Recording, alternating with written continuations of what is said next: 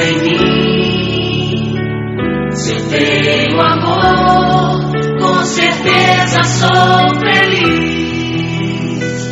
Se eu faço bem ao meu irmão, tenho a grandeza dentro do meu coração. Chegou a hora da gente construir a paz. Ninguém suporta mais o desamor. Paz pela paz, pelas crianças. Paz pela paz, pelas florestas. Paz pela paz, pela coragem de lutar. Paz pela paz, pela justiça.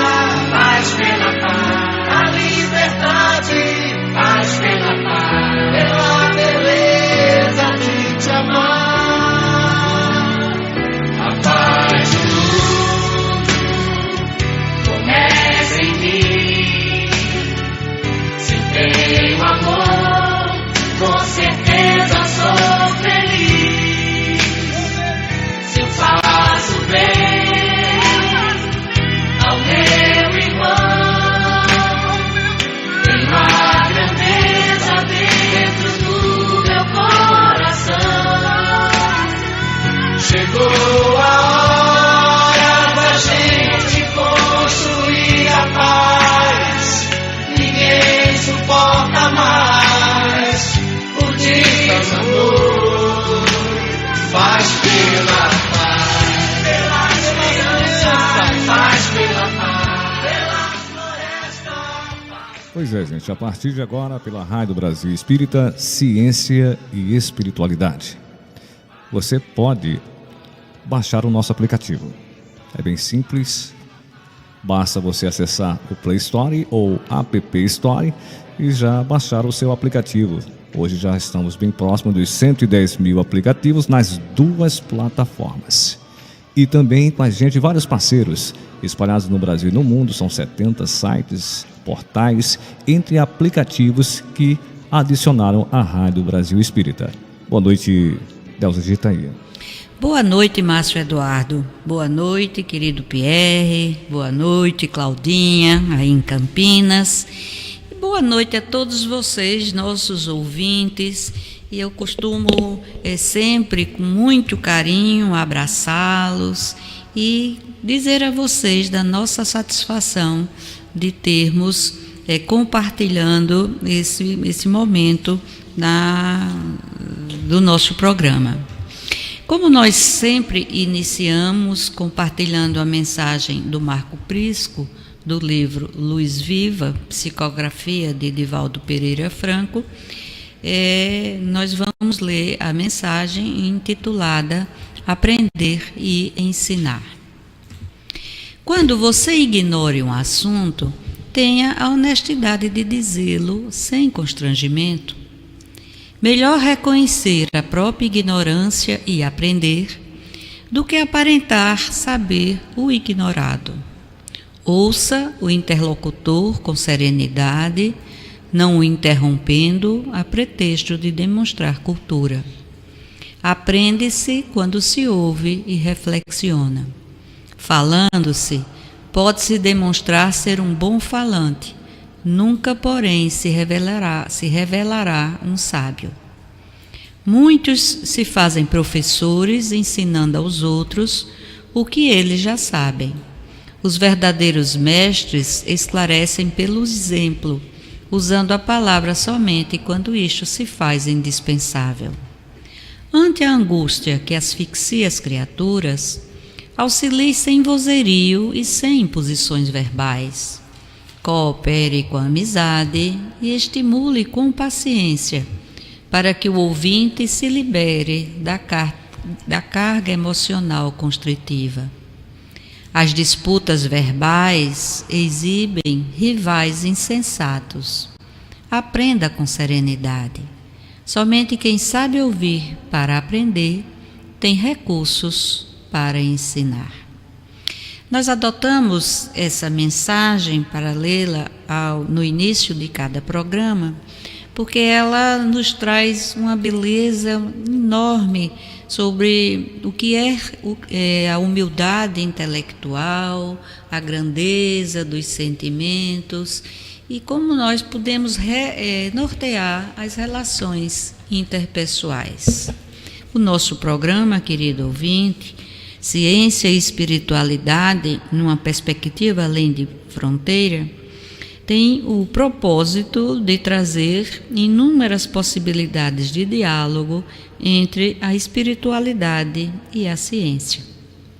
Mas esse diálogo, querido ouvinte, ele se dá pela sua participação.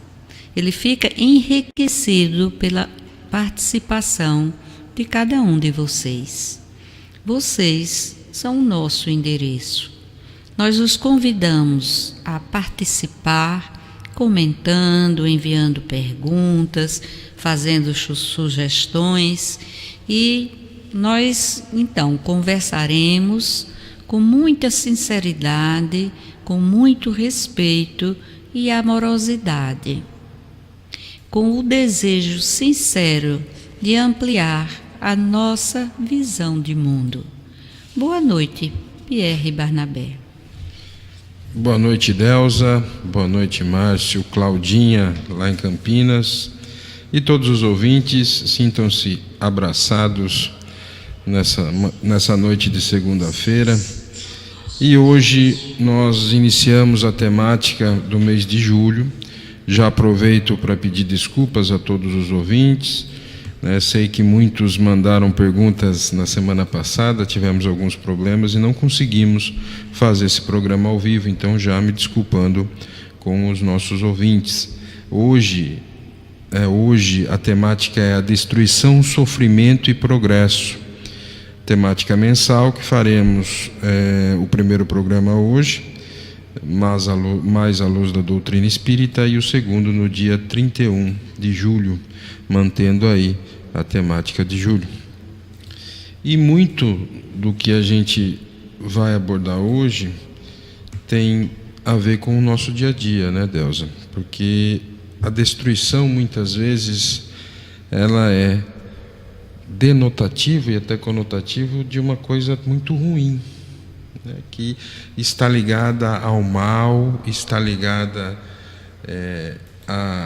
as coisas até, vamos dizer assim, diabólicas, né? Se a gente for definir a destruição, né, que obviamente depois vai levar ou não ao sofrimento, a gente tem como sinônimos a demolição, a destruição, a extinção absoluta, a exterminação, a ruína, a morte, o desbaratamento, aniquilamento, todas coisas muito ruins, né, que a gente, no nosso CPU, eu sempre falo isso, né, como herdeiros de nós mesmos, trazemos e não entendemos muitas vezes que essa destruição ela faz parte de uma lei natural. Se nós formos no terceiro livro do Livro dos Espíritos, veremos, né, como quinta lei, a lei da destruição, né, ou seja, adoração, trabalho, reprodução, conservação e destruição. Como a gente pode abordar, Delza, como a gente pode considerar a destruição tão temida por muitas pessoas, né? Tudo parece que quando você destrói, você acaba. E nós temos isso ainda, parece que inseridos no nosso perispírito, na nossa conduta diária. Como eu posso considerar essa destruição como uma lei natural? Pois é, Pierre, inicialmente, só para ser fiel ao programa Ciência e Espiritualidade, eu vou tentar conceituar um pouco lei, né? E uma conceituação assim muito do ponto de vista científico, né? Não do ponto de vista social, nem filosófico, nem político. Então, do ponto de vista científico, a lei expressa uma relação, né, entre fenômenos, uma relação constante entre fenômenos ou entre fases de um fenômeno, não é? E ela decorre sempre, ela surge após uma observação. E às vezes é comprovada pela experimentação, né? Então, se a gente lembra a forma como Newton, por exemplo, construiu a lei da gravidade, teve o insight da lei da gravidade, né? E também a lei de causa e efeito, a gente vai ver que ao soltar a maçã, ele, né? E por aí a gente vai se lembrando disso. Por outro lado, do ponto de vista das relações sociais, as leis estabelecem um ordenamento nessas relações, né? Eu acho difícil imaginar uma sociedade com um certo grau de equilíbrio, de harmonia, sem lei, não é? A gente lembra dos faroestes antigos americanos e que eram, né, os faroestes que eram uns filmes em que demonstrava que a ausência de lei permitia não haver os direitos de cada um. Bom, por que eu estou chamando a atenção para isso? Porque a gente, de fato, a lei da destruição é a menos compreendida, até mesmo pelos espíritas. Sim. Não é? Porque, quando você disse bem, quando a gente fala de destruição, nos vem a ideia de algo que acaba. Exatamente. Não é? Mas o livro dos Espíritos, das leis morais, que é a parte terceira do livro dos Espíritos, que trata das leis morais, ele já com o subtítulo, o primeiro subtítulo desse capítulo, ele fala destruição necessária e destruição abusiva. Exatamente. Né? E a primeira pergunta, que é a pergunta desse capítulo, que é a pergunta 728, Kardec faz a seguinte pergunta, diz o seguinte: é lei da natureza a destruição? Não é? E aí a resposta é maravilhosa. Preciso é que tudo se destrua para renascer e se regenerar. Porque o que chamais destruição não passa de uma transformação, que tem por fim a renovação e melhoria dos seres vivos. Então, é um outro entendimento, não é, sobre o que é destruição. Veja bem, a gente costuma, quando a gente aplica esse conceito da destruição em relação à matéria, é evidente a transitoriedade da matéria. Sim. Não é? É evidente. Nós, no exemplo extremo, nós todos estamos fadados a morrer. A destruição da matéria, não é? Nós estamos todos fadados a morrer. E, portanto, isso em toda a natureza, não é? Nada se perpetua. A gente, por exemplo, as plantas, você tem o período, você planta, tem um período de floração, tem um período em que cresce e depois há de haver um arranque, né, das plantas transitórias para que novamente floresça novas plantas.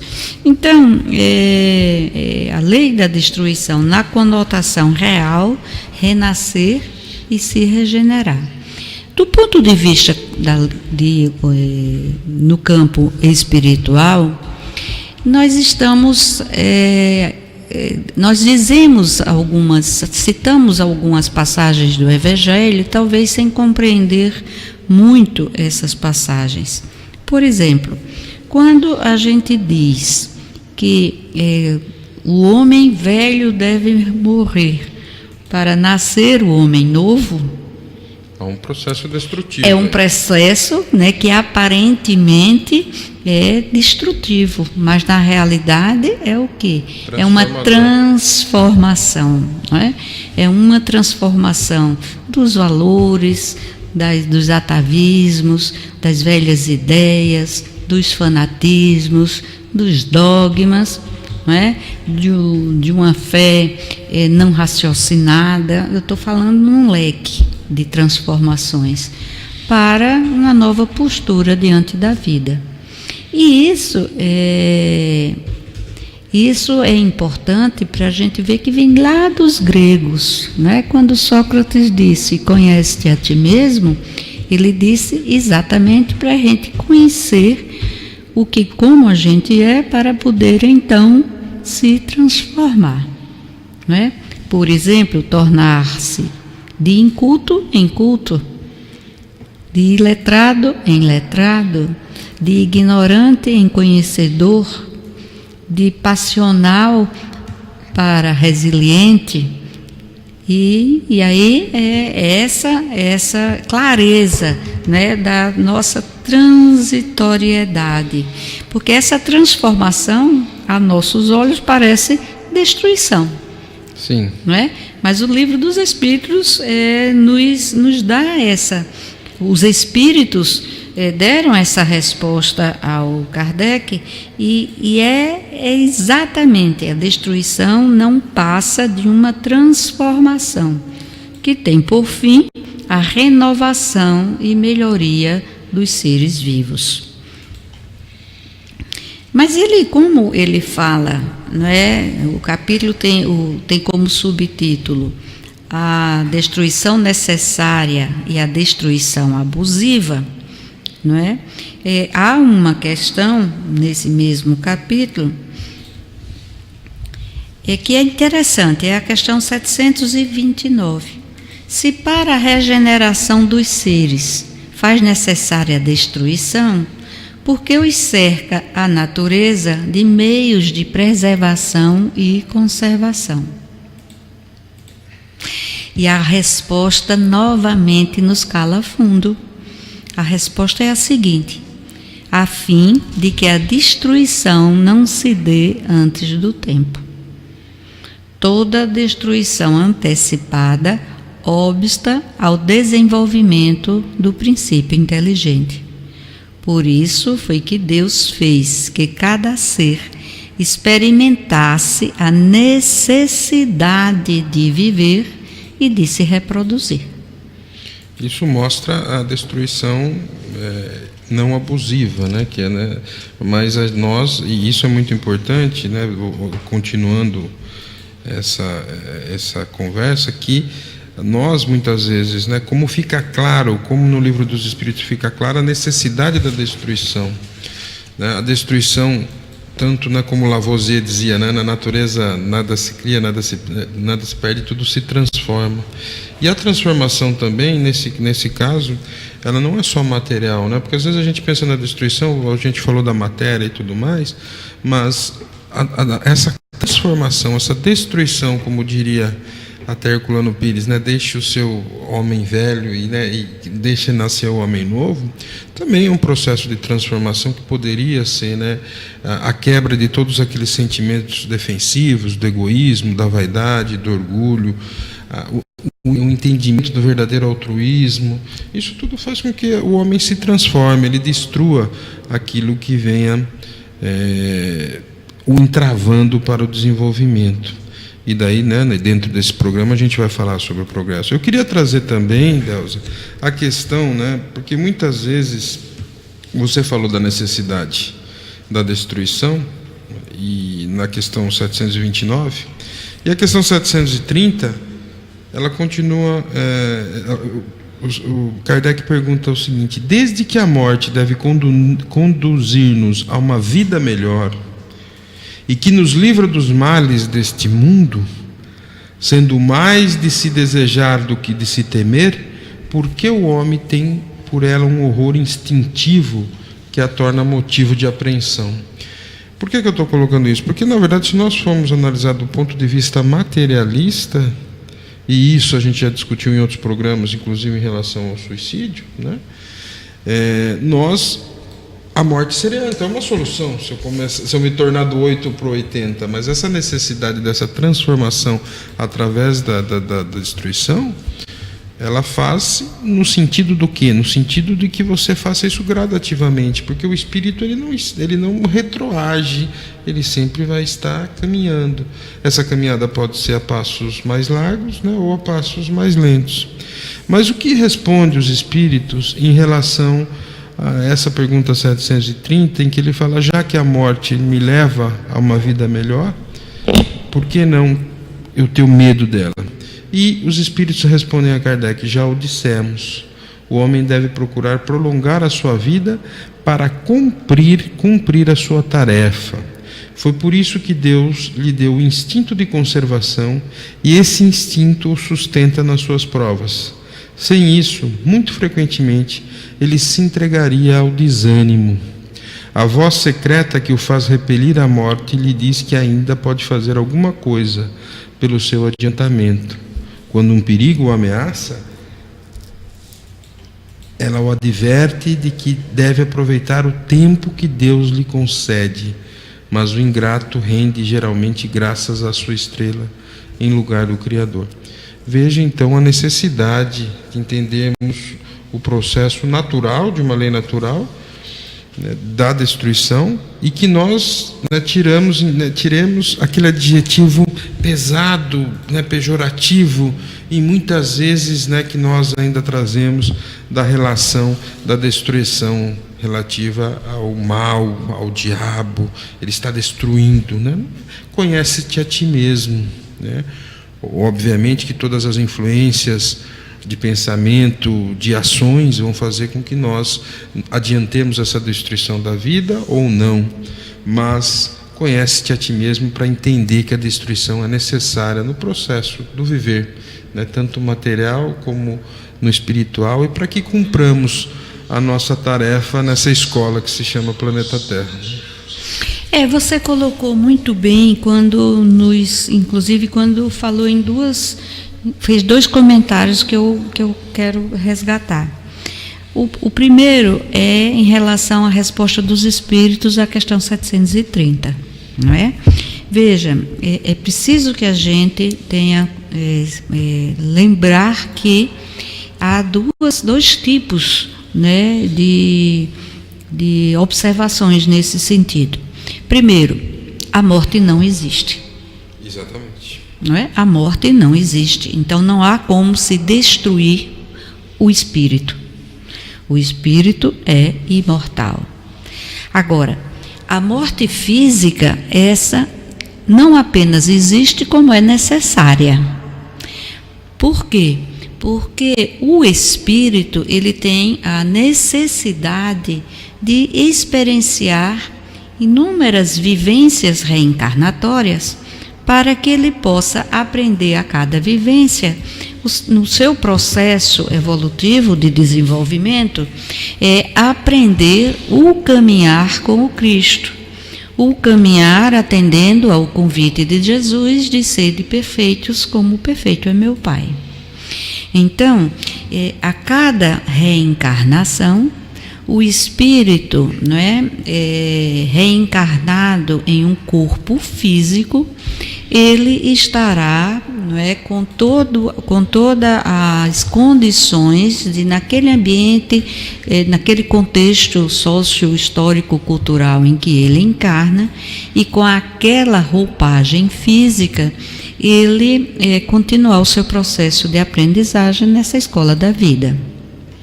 Então, o fato dos espíritos chamarem a atenção, que já dissemos que o homem deve procurar prolongar a vida para cumprir a sua tarefa, nós estamos falando na missão dos espíritos. Qual é a nossa missão? A nossa missão é aprender a amar. Sim. Essa é a lei maior que Jesus nos trouxe, né? Inclusive enfechou todos os 10 mandamentos em amar ao próximo, amar a Deus sobre todas as coisas e amar ao próximo como si mesmo. Então, a cada vez que nós reencarnamos, esse é um projeto pedagógico de Deus, eu aqui reafirmo, que nos permite entrar em uma nova classe de aprendizagem, para então a gente ir construindo passo a passo as estratégias para o amor incondicional, que ainda estamos muito longe de tê-lo, não é? Então, o nosso corpo, a nossa veste física é essencial para essa evolução. Então, se a gente não procurar, se a gente obstar, como disse na questão anterior, não é travar, ou através do suicídio, ou através da eutanásia, não é? Ou através do aborto, ou através, e aí a gente está falando de todas as formas de destruição, ou todas não, mas citando algumas, a gente está impedindo, não é, o desenvolvimento, a evolução do espírito. Então eu digo assim, olha, o nosso corpo é uma caixinha de joia. A nossa joia somos nós, a essência espiritual. Mas essa caixinha deve ser muito bem cuidada para que essa joia possa realmente estar sempre bem. Um outro aspecto de que você falou é a questão da necessidade ainda da destruição nesse mundo em que estamos, na Terra, nessa etapa evolutiva. E aí eu volto para você nessa questão. Bom, nós sabemos que dentro dos processos da natureza, analisando que toda a parte material também está associada, quando a gente fala do princípio inteligente, que não é material, do espírito, mas tudo que envolve perispírito, toda a questão do corpo físico, isso está muito claro que essa parte material ela é necessária, essa destruição, para que haja uma transformação. Mas a gente tem visto dentro do planeta, principalmente no mundo nesse mundo de regeneração que está se instalando agora, mas principalmente no expiação e prova, a necessidade da destruição, dos flagelos e tudo mais. Uma pergunta que o Livro dos Espíritos traz, e isso inclusive para quem tentar acalmar aqueles que acham que a destruição é o inferno que está acontecendo, que eu acho muito interessante essa pergunta, é a 732. A necessidade de destruição é a mesma em todos os mundos? Lembrando que na doutrina espírita, para você que não é espírita, nós passamos por 5 evoluções, né?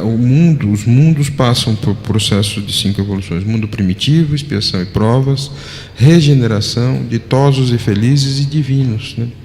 Então, quer dizer, hoje nós estamos numa fase, entrando na regeneração, que mostra que o nosso mundo ele ainda não está nem na metade do processo evolutivo de nós como espíritos individuais e também da coletividade daqueles que habitam o planeta. Então, obviamente, que essa necessidade de destruição ela vai mudar através dos mundos. E os espíritos respondem na questão 732. É proporcional ao estado mais ou menos material dos mundos e desaparece num estado físico e moral mais apurado. Nos mundos mais avançados que o vosso, as condições de existência são muito diferentes. Então, essa destruição, que por mais que a gente fale que nós estamos passando pelo caos, ela já foi pior, inclusive do ponto de vista humano, que as pessoas saíam armadas nas ruas e uma destruía o outro a céu aberto sem nenhuma lei que regesse isso.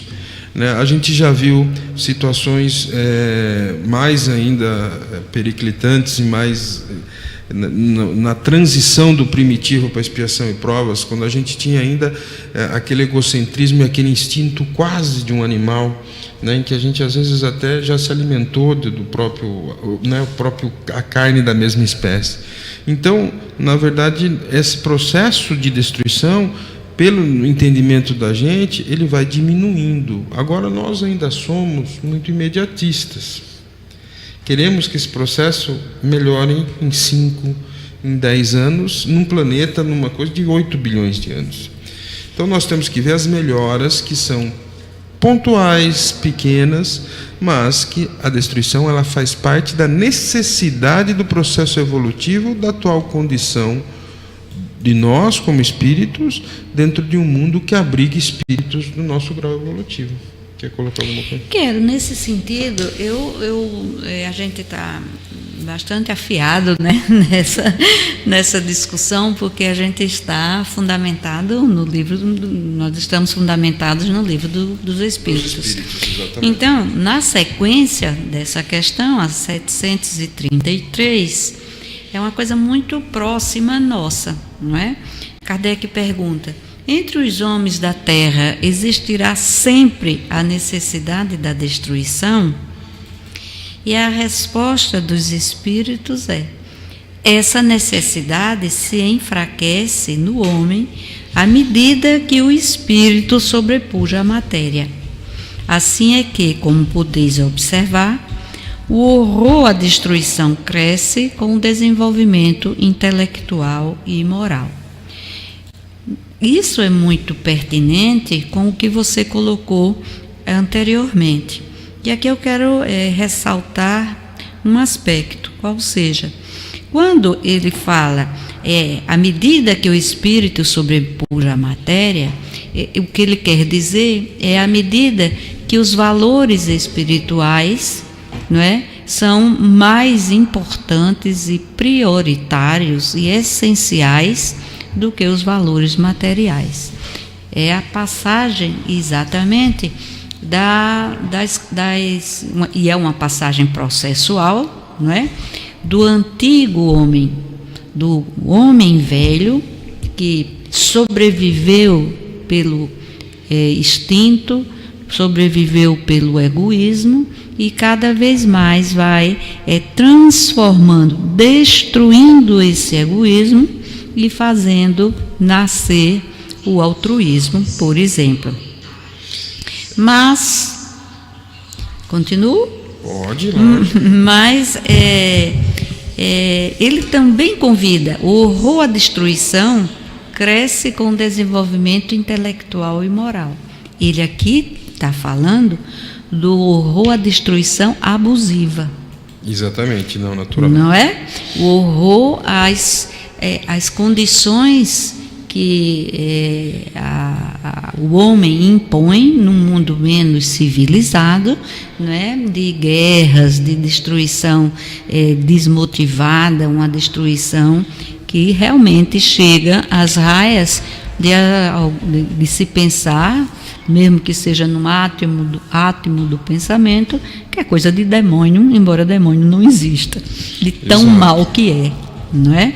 Mas Deus é tão maravilhoso, é tão bom e tão justo, que ele colocou essas leis, né, as leis morais, na nossa consciência.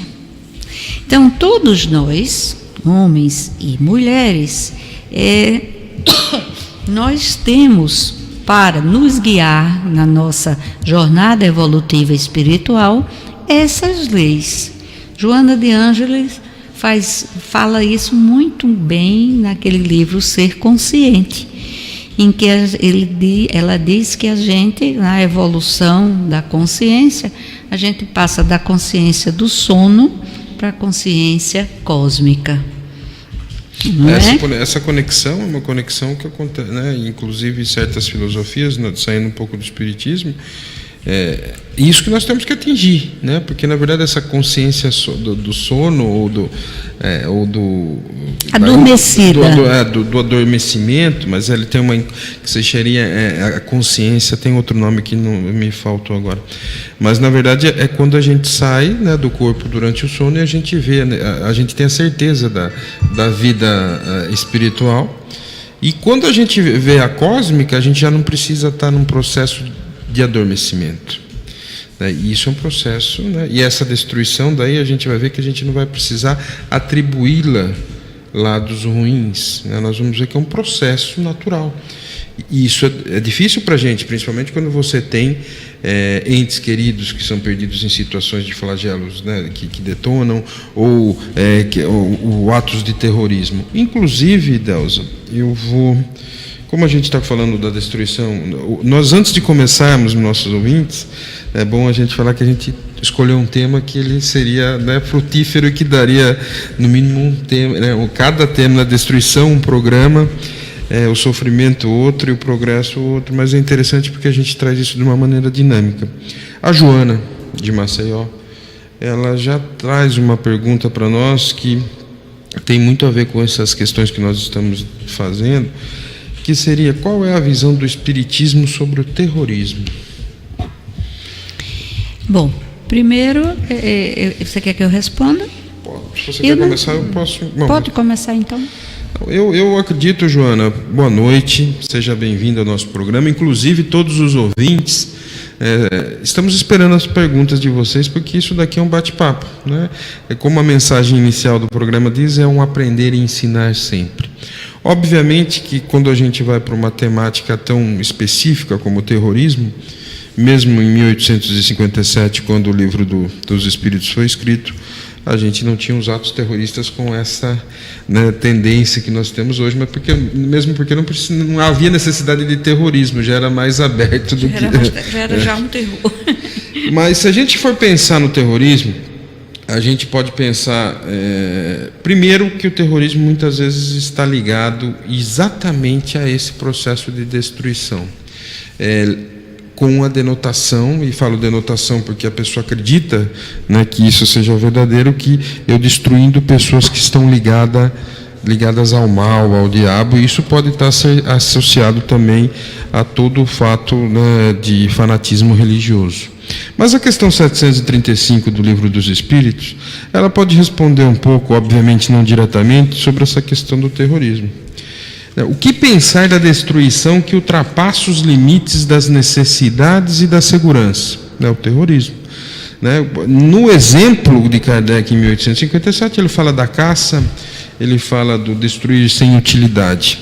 E daí os espíritos respondem: predominância da bestialidade sobre a natureza espiritual. Toda destruição que ultrapassa os limites da necessidade é uma violação da lei de Deus. Os animais não destroem mais do que necessitam, mas o homem que tem o livre-arbítrio destrói sem necessidade.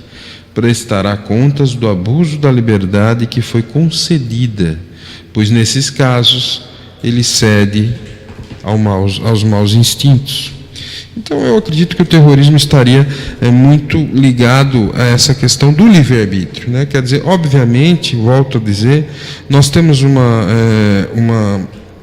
na verdade, até um comportamento natural dentro da evolução espiritual em que nós estamos, de querer ir do 8 ao 80 de uma vez só, né? Então, e isso também, volto a trazer o Biraci Leal na nossa discussão, é o mal, né, do ser da quarta dimensão, que tem como sentimento, aquele que transcende, que tem como sentimento defensivo, além de tudo aquilo de ruim que já tem egoísmo, orgulho e tudo mais, ele traz o julgamento e a inveja. Então esse processo de eu transcender e a me achar Deus, interpretando equivocadamente o que Jesus disse como vós sois deuses, ele faz com que nós façamos essa predominância da bestialidade e levemos a nós a atos impensados em prol, obviamente, de uma evolução que não é moral, mas ela pode ser até intelectual dentro daquilo que ele acredita, de uma limitação, né, porque não consegue integrar. Como disse bem Delza, falta muito para a consciência cósmica. Eu acho que você já disse tudo, não é? Mas eu me lembro que há uma citação dos Espíritos, lá no Livro dos Espíritos, que diz que todos os povos serão irmãos quando compreenderem a justiça e praticarem a lei de Deus. Então, o terrorismo, né, a lei do mais forte, a questão de você impor, né, as suas ideias, independente, desrespeitando, né, o outro, é injusto. Não é? É injusto. Não façais aos outros o que não quererias que fizessem a você. Então, essa relação de justiça se dá de uma forma totalmente equivocada. Então, por mais que eu tenha uma crença, isso não me permite desrespeitar os que têm outra crença, mesmo que o ato terrorista não seja motivado, não é, por problemas socioeconômicos e financeiros, que muitas vezes é. Então, é importante que nós possamos conversar sobre isso, não para trazer já um julgamento a priori daqueles que praticam terrorismo, porque estão muito equivocados, né? São espíritos que ainda não entenderam a fraternidade universal.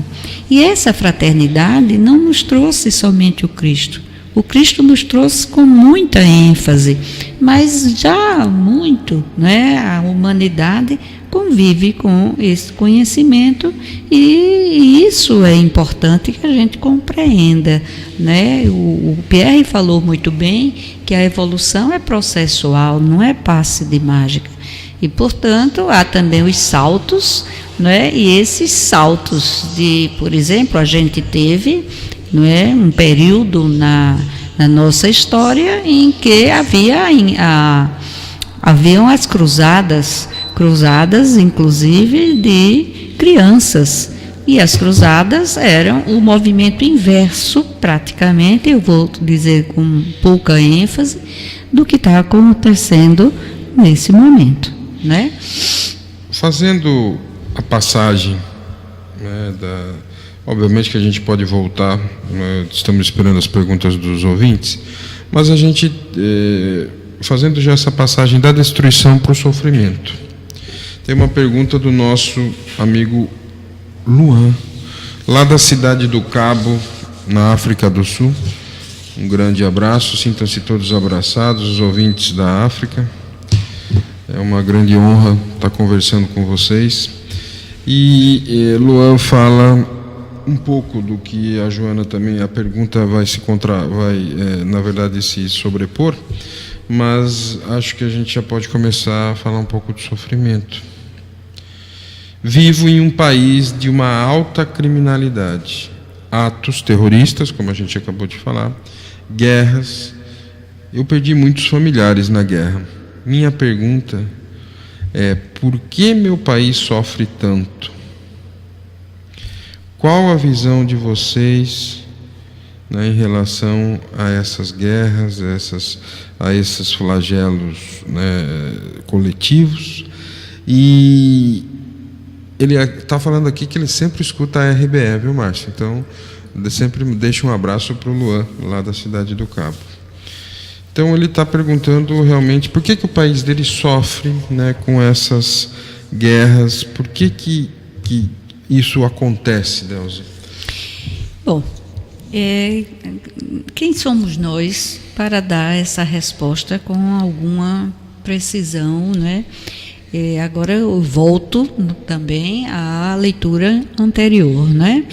Então, nós estamos aqui num momento em que estamos pensando juntos.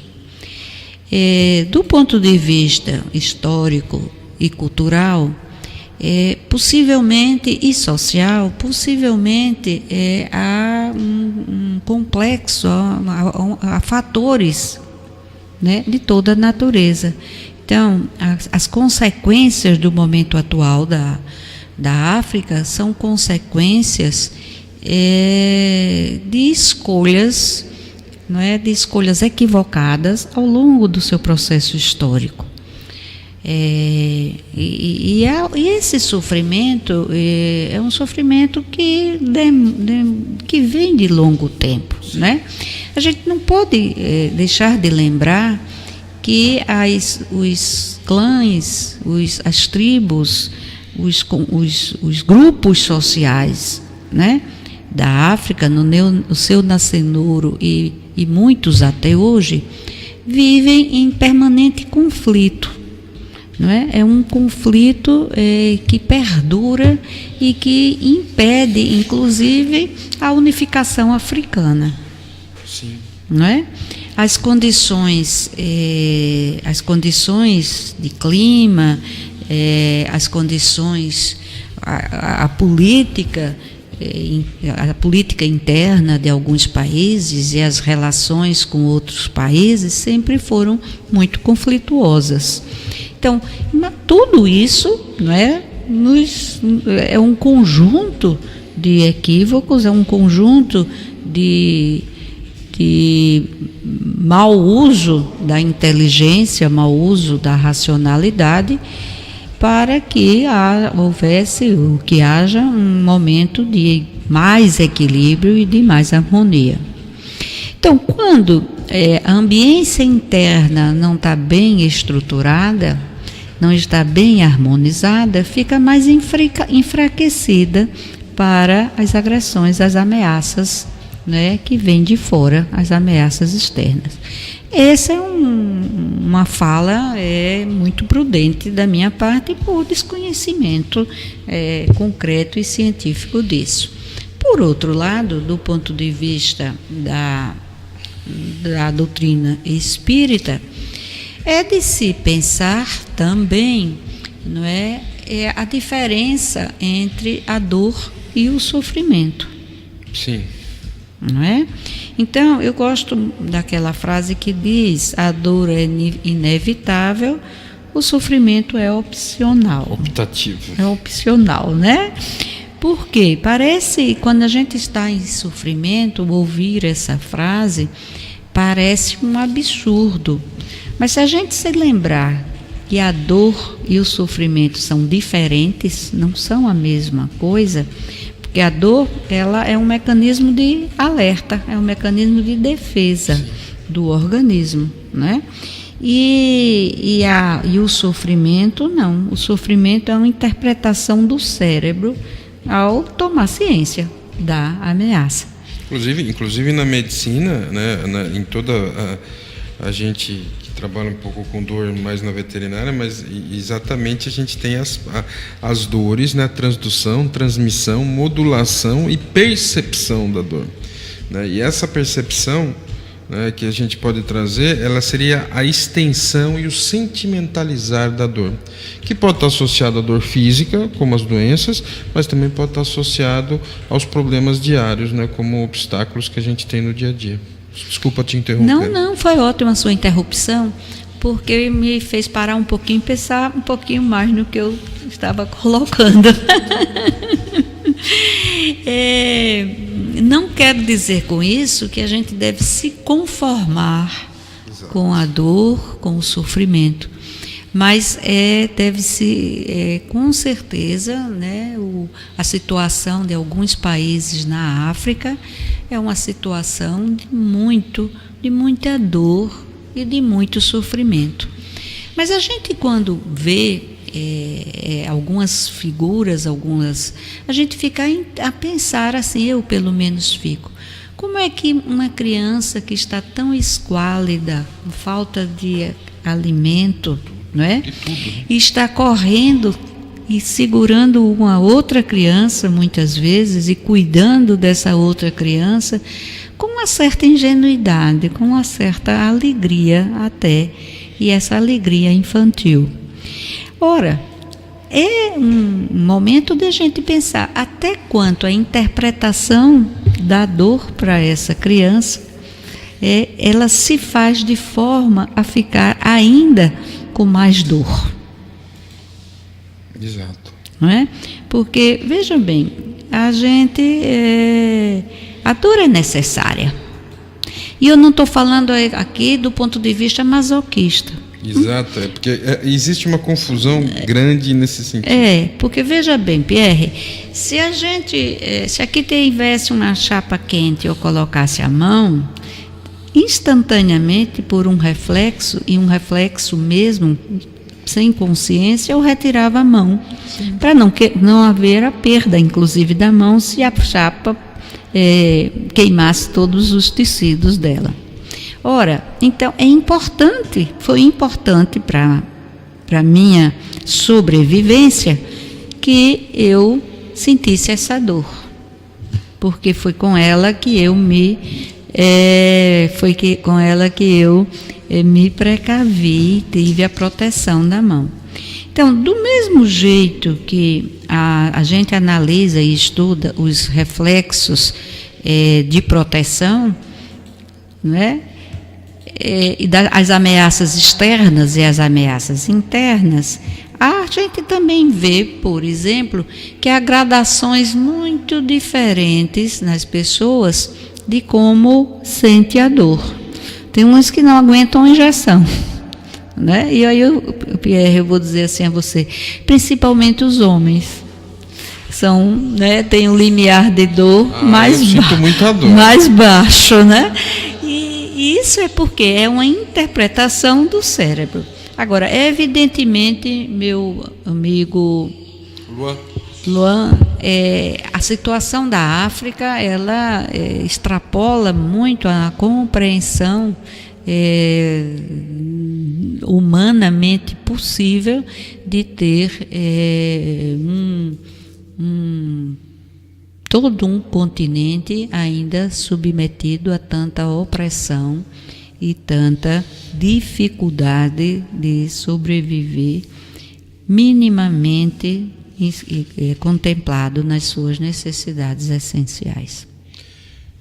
Delza, eu vou, obviamente que fica fácil para a gente, e volto a falar que somos eternos aprendizes, mas dentro desses flagelos destruidores, né, que assolam o continente africano, da fome, das guerras, do mau entendimento, da necessidade do bem coletivo, do bem comum, que faz com que muitas vezes o egoísmo e o orgulho de poucos sobreponha a necessidade do todo.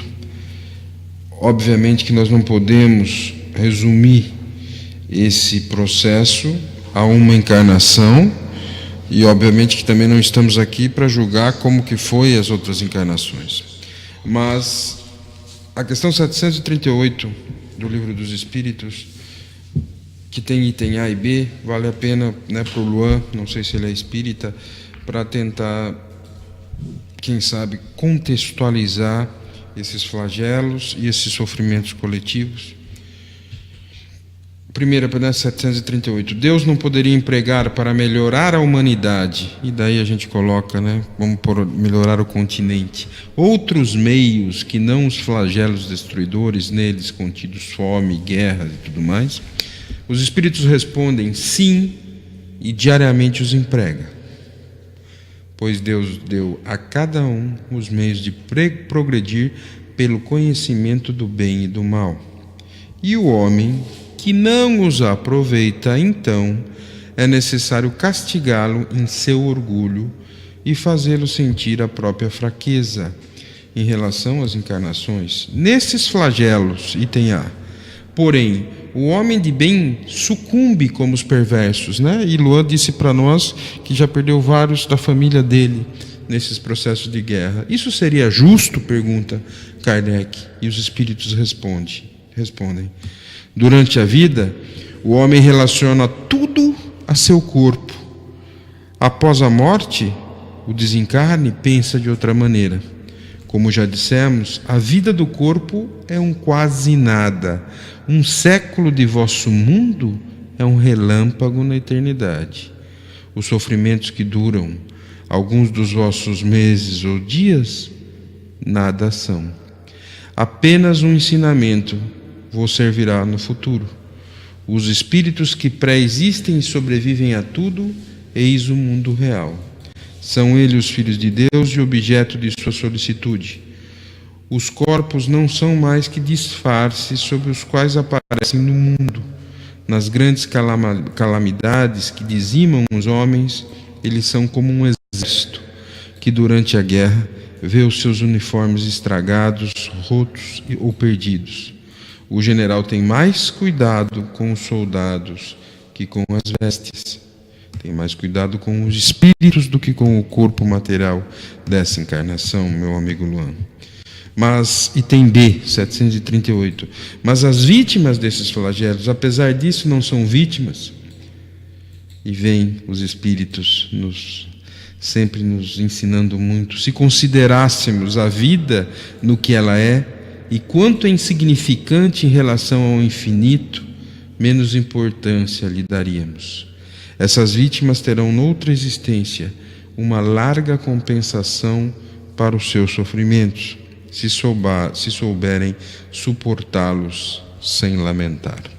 Então eu acho que a pergunta do Luan, né, fica aí buscando, né, tentando, né, conectar essa questão do sofrimento, da necessidade dele, e que nós, obviamente, não fazemos ideia, né, do que passam a maioria das pessoas lá. Mas Kardec ainda fala: se pudéssemos elevar-nos pelo pensamento de maneira a abranger toda a humanidade numa visão única, esses flagelos, como que acontecem aí no seu continente, tão terríveis que nos pareciam mais do que não nos parecem mais do que tempestades passageiras no destino do mundo. Né? Os espíritos de Kardec sempre muito bem colocado. Mais alguma coisa? Não. Bom, nós temos aqui agora falando, eu estou indo, né, a gente está indo de sofrimento, a gente falou de destruição, já entrou nessa conexão com o sofrimento, e eu estou com dois amigos. Eu vou começar com o primeiro. Eu já quero deixar aqui um grande abraço ao André do Rio de Janeiro. Daqui a pouco a gente vai conversar com você. Já com certeza você vai sair melhor do que você começou a nossa conversa. Mas eu vou trazer agora a pergunta, até para fazer uma introdução para o André, do Hamilton. O Hamilton é um amigo da gente, ele é farmacêutico lá na cidade de Indaiatuba, São Paulo, professor da Faculdade Max Planck, e ele pergunta o seguinte: a destruição do corpo físico, como no uso de drogas, como fica nas próximas encarnações, já que a evolução do espírito é mais ou menos, ele coloca aqui, né, isso não é tão relativo, Hamilton, eu posso falar porque Hamilton é meu amigo, que é mais ou menos de 100 em 100 anos. Então ele pergunta como essa destruição pelas drogas, como ficaria esse corpo nas próximas encarnações, Delza? Delza é uma especialista em perispírito, aí vai nos trazer. Muito bem, é o Hamilton. Ô Hamilton, boa noite, que bom que você está aqui compartilhando uma pergunta tão importante quando a gente está comentando sobre lei da destruição. Lembra que o subtítulo desse capítulo é destruição abusiva, destruições necessárias e destruição abusiva. Bom, nesse caso, o uso de drogas é uma destruição abusiva, né? É um suicídio crônico e às vezes um ato de suicídio bem presente quando, por exemplo, a pessoa desencarna por uma overdose. Por quê? Porque estava sabendo, né? Claro que um dependente químico, ele sabe das doses que pode, os limites da dosagem, e por uma necessidade ou por um desespero, ou porque quer acabar com um problema, embora não queira acabar com a vida, que essa é a ambivalência, não é, do ato do suicídio, ele então toma uma dose maior que sabe que que vai sucumbir a ela. Pois bem, é uma destruição abusiva, né? Obstar, né, de forma consciente o planejamento reencarnatório que ele teve e que ele fez, que lhe foi dado para o cumprimento da sua tarefa, da sua missão aqui enquanto encarnado. Como ele vai ficar depois? Eu não posso adiantar, não posso dizer. Por quê? Porque a justiça de Deus é a justiça com amor. Sempre haverá, com certeza, consequências. A semeadura é livre, mas a colheita é obrigatória. Então, com certeza, sempre haverá consequências. As consequências podem ser maiores, não é? Ou então podem, de fato, trazer a pessoa para, não necessariamente, esses 100 anos não é assim um número mágico, né? Não é um número mágico. Pode haver até um reencarne bem mais próximo, né? Em condições em que ele pode resgatar aquele momento. E ao mesmo tempo tem pessoas que a gente, né, às vezes conversa, né, na erraticidade, que faz mais de 200 anos que ainda não conseguiu reencarnar. Sim. Então, quando a gente que participa de reuniões mediúnicas, eu, por exemplo, sou dialogadora, eu acho que Pierre também, não é? Ou você é o médium de recepção. Então, a gente aprende muito, porque, de fato, a gente conversa com pessoas, né, pessoas que estão no mundo não físico, que trazem, né, as suas experiências, as suas vivências, os seus desconfortos, as suas desesperanças, os seus desânimos, que contam o que está ocorrendo lá no outro lado da vida. E isso nos mostra que sempre que há um impedimento à vida, sempre que se coloca em prática qualquer ato que impeça a vida, a continuidade da vida, há sim consequências. Marcas no perispírito, dependendo da forma como aconteceu o ato suicida, e tantas outras, né, possibilidades de consequências no mundo espiritual. Muito bom. Milton, espero que a gente tenha conseguido aí suprir e continue. Ele é um ouvinte assíduo, né? Semana passada ele me ligou: vocês não estão ao vivo, né? É por isso que eu já pedi. Que bom, Nilton. Bom, nós estamos agora já com uma pergunta de um grande amigo, né? Um grande irmão que precisa de ajuda, que é o André, do Rio de Janeiro. Então, André, se sinta abraçado fraternalmente, tanto por mim, por Deus e por toda a espiritualidade que faz parte desse programa. E vamos tentar aqui, né, dentro de tudo que você já ouviu desse programa e dentro do que você tem já buscado nos últimos 5 dias da sua vida. André fala assim: Deus, eu sou dependente químico, já acabei com tudo em minha casa, destruí minha família com sofrimentos, tento me libertar e não consigo. Penso em uma saída que seria o meu suicídio. Assim tudo se resolve. Baixei este aplicativo há 5 dias. Vivo 24 horas com ele ligado para evitar de me matar. Mas acredito que eu só tenho poucos dias vivo.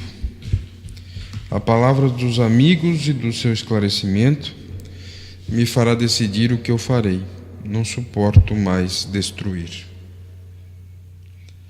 Meu irmão André, a vida, ela nos traz, como nós passamos a falar da destruição aqui, ela nos traz muitos obstáculos que nós temos que ultrapassar.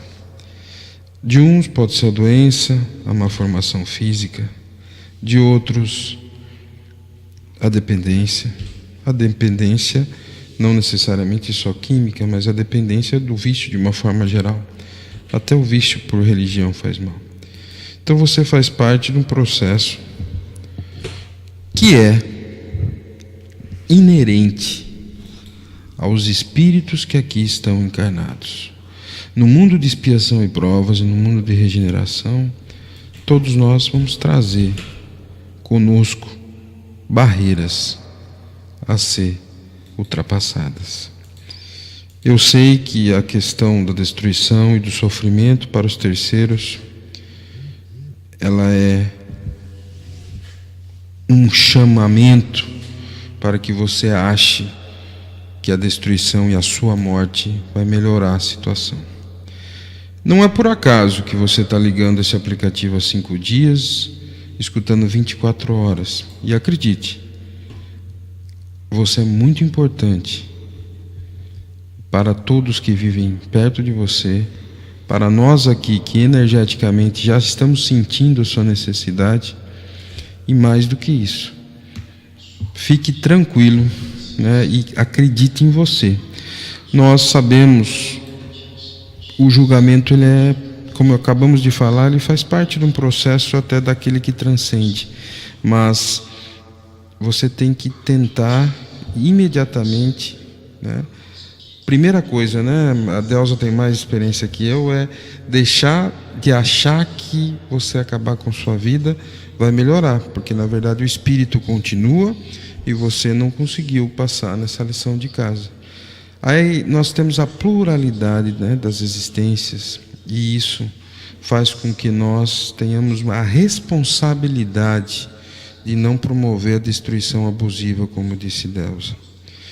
Então, eu acho que Delza até, né, pode dar mais ajuda por causa inclusive do trabalho, né, que vocês já fazem, né, de acolhimento. Mas nesse momento eu acho que a primeira coisa, foque na sua vida, no que você fez de bom, foque na necessidade do caminhar e de não promover a destruição abusiva.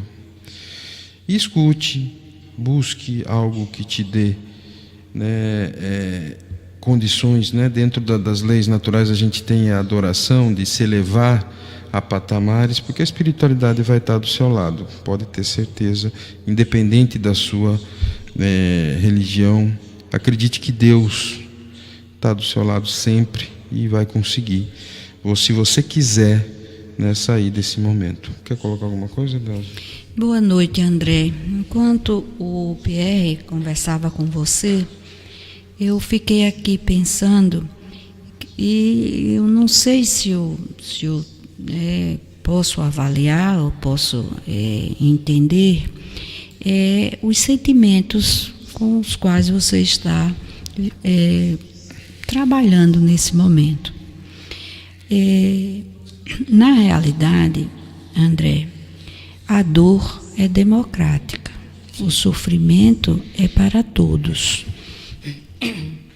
Ninguém é escolhido para sofrer. Ela acontece em ricos, em pobres, em adultos, em crianças, em idosos. Ela é comum a todos e não é castigo. Como dissemos anteriormente, ela é necessária para o nosso crescimento, para a nossa proteção.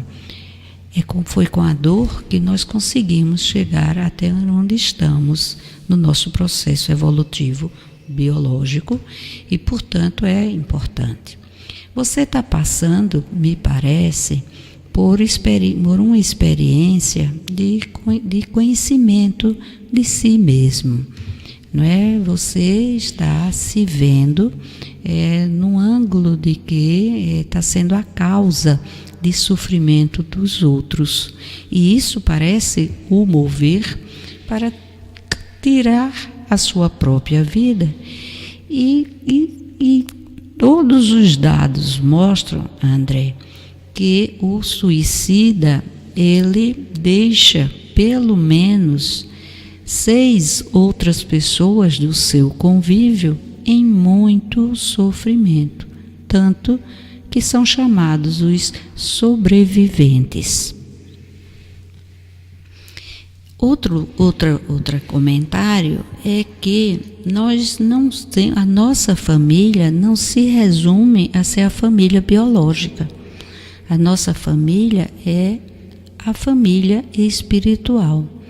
São espíritos que, antes de reencarnar, fizeram um planejamento para que na reencarnação estivessem enlaçados como família biológica com a missão de ensinar e de aprender uns com os outros na família.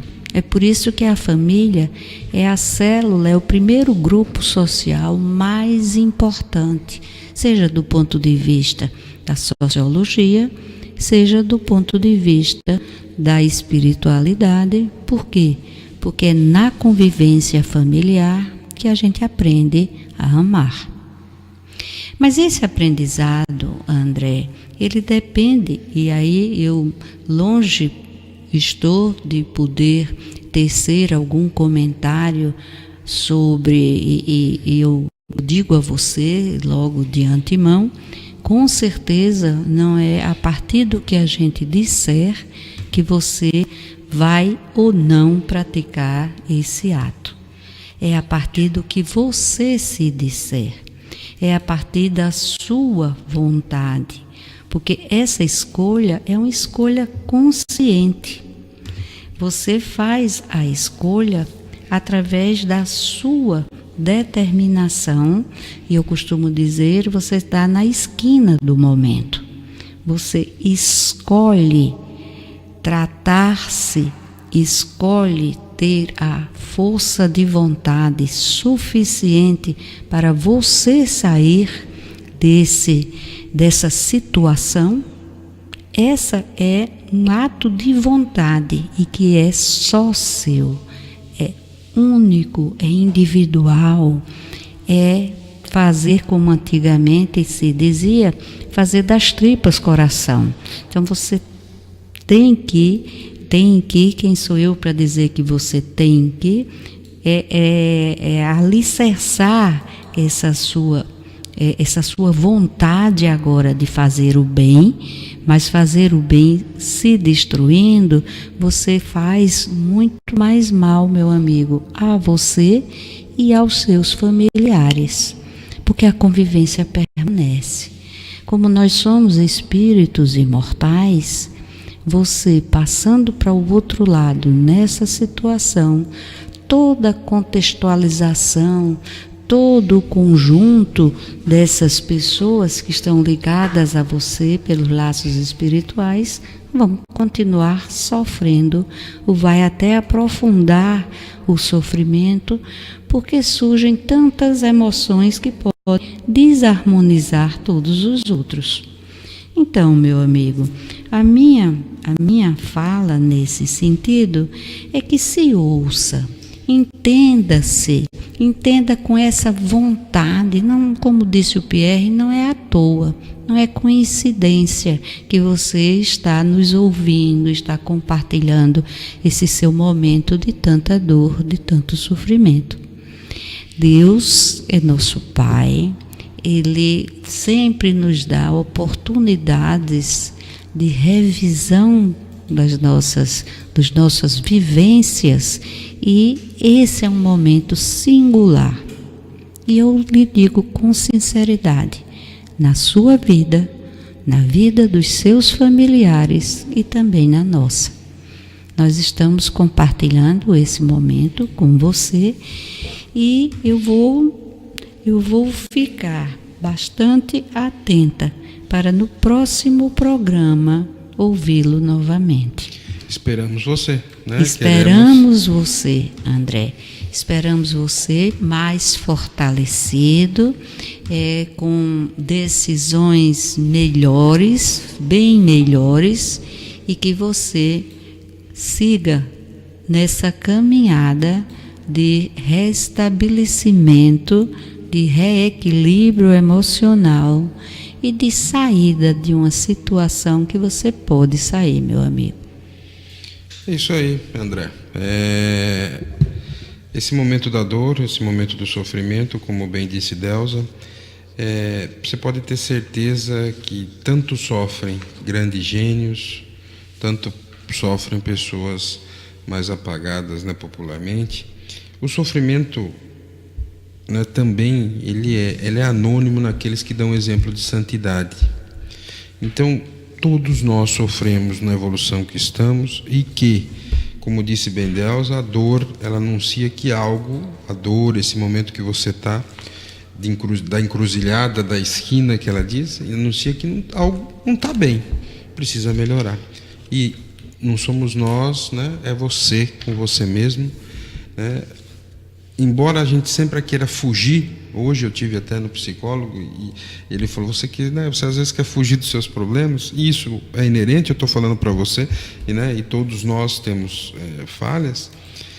A gente quer fugir dos nossos problemas, mas Deus nos oferece a oportunidade da reflexão e faz com que nos voltemos ao nosso interior, para que, como Sócrates disse, que a gente conheça nós mesmos, né? Então, como Delza disse, nós estamos aqui pedindo para que você faça a pergunta no dia 31 de julho. Esse compromisso não é um compromisso, você que vai falar, mas que gostaria muito que você fizesse a pergunta e conversasse com nós, mesmo porque nós estaremos aqui com outro médico e estaremos aqui podendo discernir mais ainda dúvidas que você tem. O assunto permanece. O assunto permanece. Então, essa dor, essa dúvida, eu dou um exemplo de um amigo meu, lá do interior de São Paulo, que ele era meu cliente, e ele teve problemas sérios e passou por 2 tentativas de suicídio, e eu fui saber depois. Hoje faz 30 anos que ele está limpo, ele faz o trabalho com as pessoas, e ele é um grande empresário de uma multinacional em São Paulo. Então, ele criou filho com muitas dificuldades, porque obviamente você não vai do 8 para o 80 num dia só, é processual, mas acredite que você consegue. A dor não é um castigo, é contingência inerente à vida, cuja atuação enobrece o espírito. Que Jesus te ilumine. Márcio, quantos ouvintes nós estamos? Vamos lá. Desculpa aqui, tocou, né? Nós estamos hoje, Delza, com 889 ouvintes, um número quase, todos os programas com mais de 800 ouvintes. Muito obrigado a todos. Eles são do Brasil, dos Estados Unidos, do Canadá, da África, aqui com perguntas do Luan, do México, da Dinamarca, da Guatemala, da Alemanha, do Japão, da Bélgica e da China. Todos aí continentes, quase todos os continentes contemplando nosso programa. É uma honra para a gente, Delza, estar escutando todos vocês. E continuamos a falar um pouco do sofrimento, Delza, do sofrimento. Eu acho, Pierre, que nós podemos entrar para o tema do progresso, Sim, porque nós encadeamos, nesse programa, exatamente destruição, sofrimento e progresso. E não foi à toa esse encadeamento.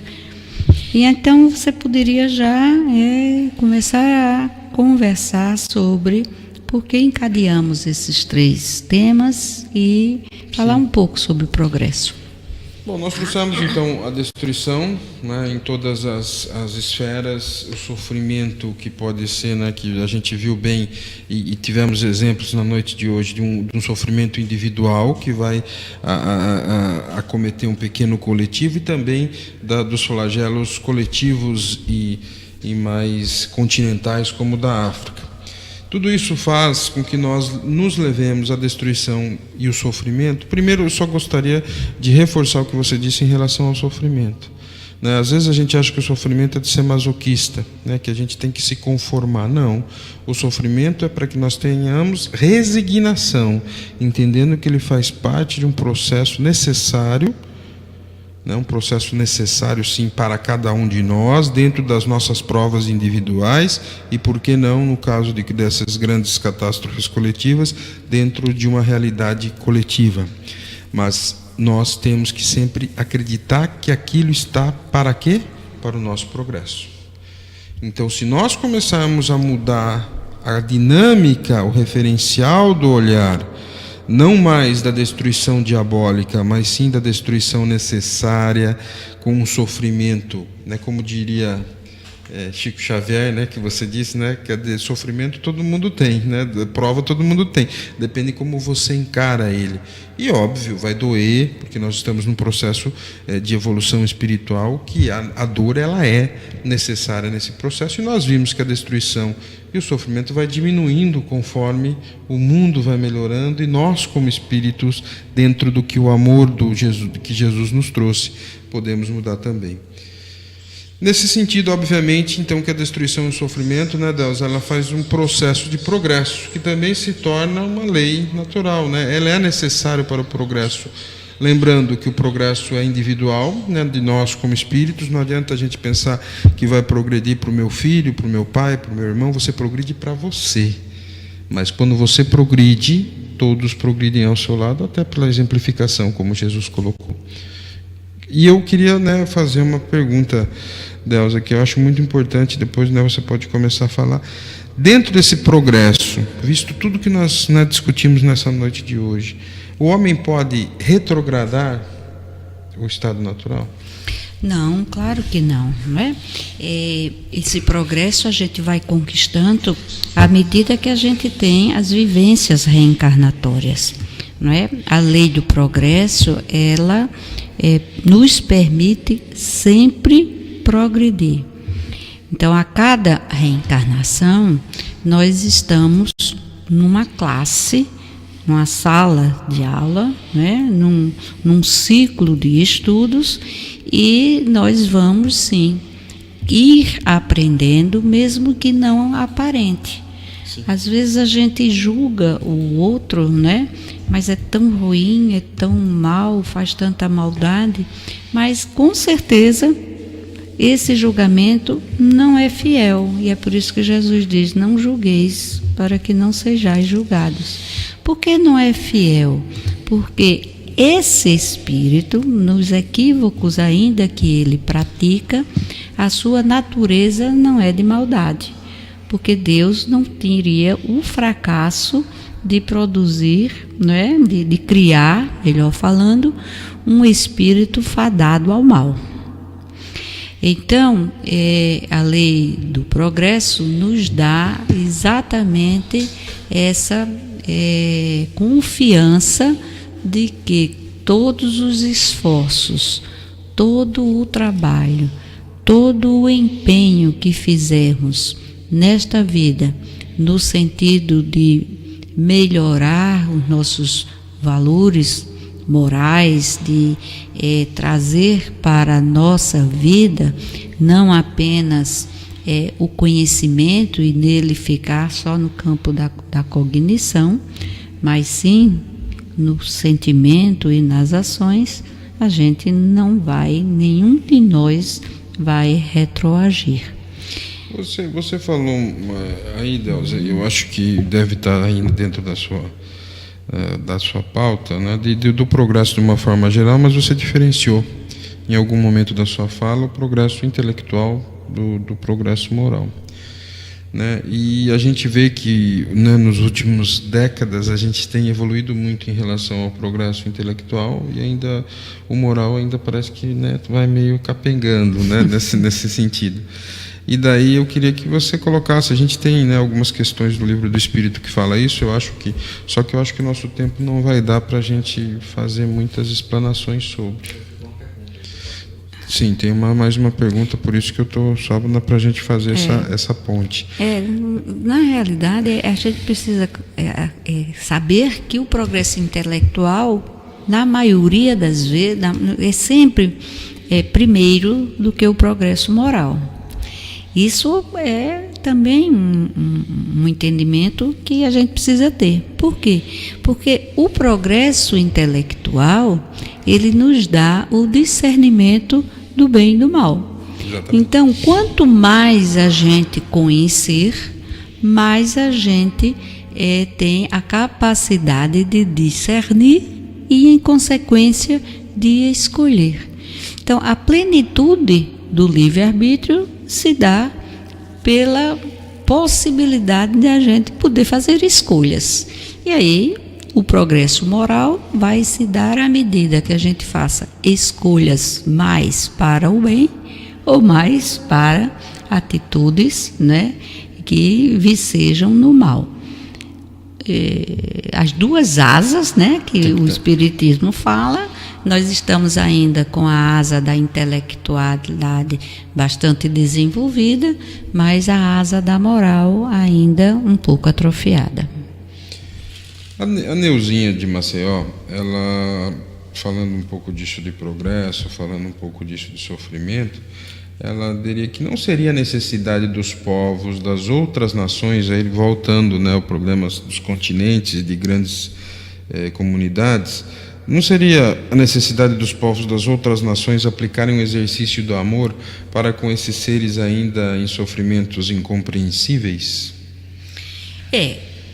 Neuzinha, que bom que você está nos ouvindo. Mando para você um beijo especial. Eu sei que você agora está no Rio de Janeiro. Mas olha, Neuzinha, primeiro o sofrimento do ponto de vista da doutrina espírita, ele não é incompreensível. ele é supostamente incompreensível, né? Mas há todo um encadeamento das nossas semeaduras que geram os sofrimentos. Por outro lado, você está coberta de razão.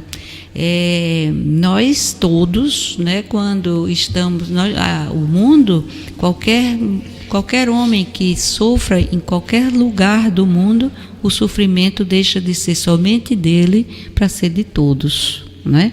Só que a gente não entende isso. A gente ainda não entende o que Cristo veio nos dizer sobre a fraternidade universal. E muito candidamente a gente reza o Pai Nosso. E a gente fala assim, Pai Nosso. E ao dizer isso, nós estamos o quê? Dizendo que Ele é Pai de todos nós e, portanto, todos os componentes da humanidade são irmãos. Bastaria a gente ter mais